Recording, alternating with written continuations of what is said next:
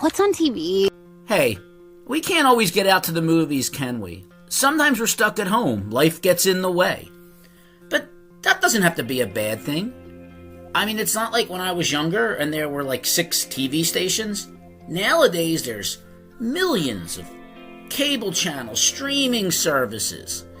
There's so much content out there. So there has to be something good to watch at home, right? This week, let's talk about a few TV shows that are popular and if you should be watching them. Well, here are your options. Let's start off with The Terminalist Dark Wolf, which is streaming on Prime. Now, this series is a prequel to the Terminalist series, which was very popular last year. This one focuses on the early career of Ben Edwards, played by Taylor Kitsch, as he transitions from Navy SEAL to a clandestine operative within the CIA. It explores his discharge from the military and his descent into a morally ambiguous world of intelligence operations where he struggles with the human cost of warfare and uncovers the complexities of covert work. Now, I've always loved him. Kitsch, I think he's great in pretty much everything he's in, and he's perfect in this role.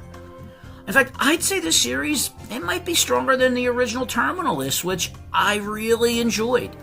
You know, it doesn't ask you to do too much in the way of thinking. It's not the most complex plot, but it's a really strong series so far, especially if you like espionage and intrigue and spy type shows.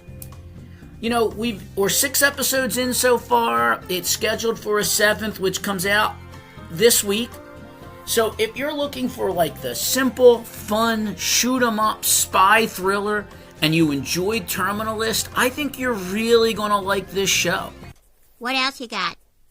Next up is Task. Task is an HBO crime drama following a grief-stricken FBI agent named Tom Bradis, played by Mark Ruffalo. He is pulled back into field work to lead a task force investigating violent robberies of drug houses. These crimes are being carried out by a man named Robbie and his friends. Robbie's an unassuming garbage collector and a family man who is drowning in his own personal tragedy.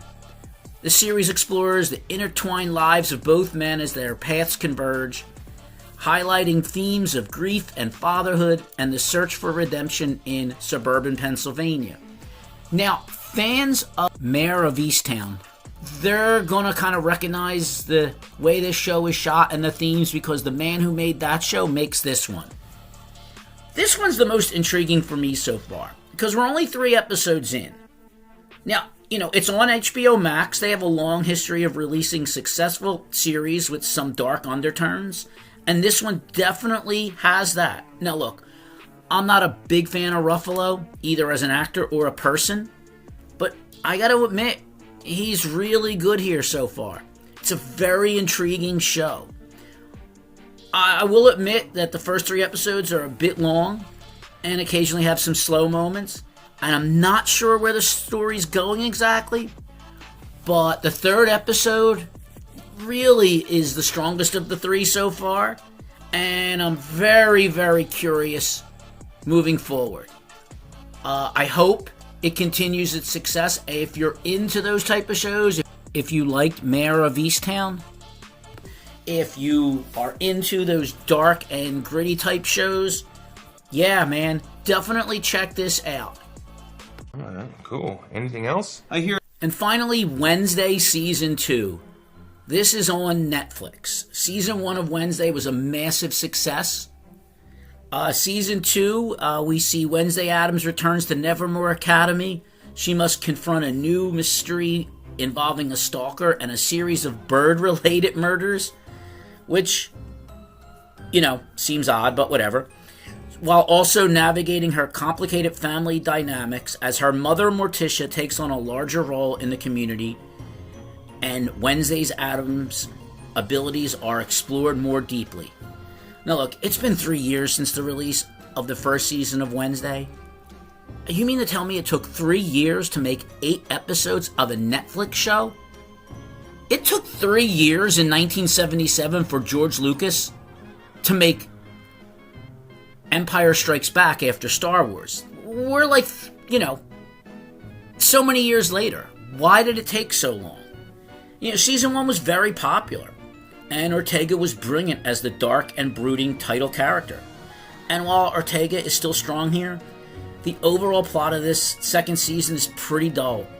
You shouldn't have this many dull moments in an 8-episode series. Besides Wendy's character, played by, again, Jenna Ortega, the rest of the characters from the first season are back here, but they're duller and dumber. Netflix seems to have a real problem with second seasons of shows. I mean, check out Arcane and Firefly Lane. Both of those shows had great first seasons, and the second seasons of those shows were pretty brutal. Everything that made the first season interesting just isn't present in this second season. Now, this season is wrapped up, all the episodes are out because, it's Netflix. They did the 4-episode drop, and then a few weeks later did another 4-episode drop, so you can definitely catch them all. I didn't despise it. It just didn't draw me in. And it ends on a cliffhanger that I could care less about. So there you have it. 3 shows. 1, very intriguing, not sure where it's going. 1, simple, fun.